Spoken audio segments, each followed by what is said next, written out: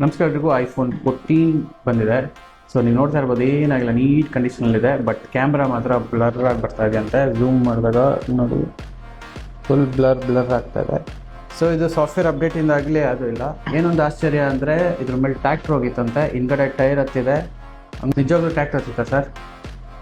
So tractor ಎಲ್ಲಿಂದ ಬಂದಿರೋದು sir? ಹೊನ್ನೋಡಿಕೆಯಿಂದ ಬಂದಿದ್ದಾರಾ? So tractor ಹಚ್ತಂತೆ, tractor ಹಚ್ಚು ಕೂಡ ಅಂದರೆ ಕ್ಯಾಮ್ರಾ ಹೋಗಿದೆ. ಸೊ ಕ್ಯಾಮ್ರಾ ರಿಪ್ಲೇಸ್ ಮಾಡೋಣ ಬನ್ನಿ. ಸೊ ಬಾಟಮ್ ಸ್ಕ್ರೂ ಓಪನ್ ಮಾಡಿದೆ.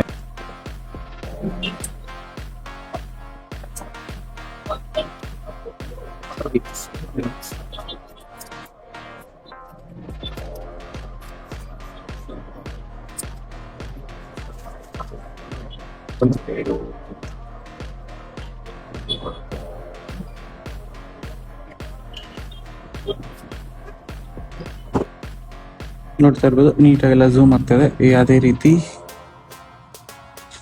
ಮಿಕ್ಸಪ್ ಆಗಿರ್ಬೋದು, ಏನು ಆಗ್ತಾ ಇಲ್ಲ.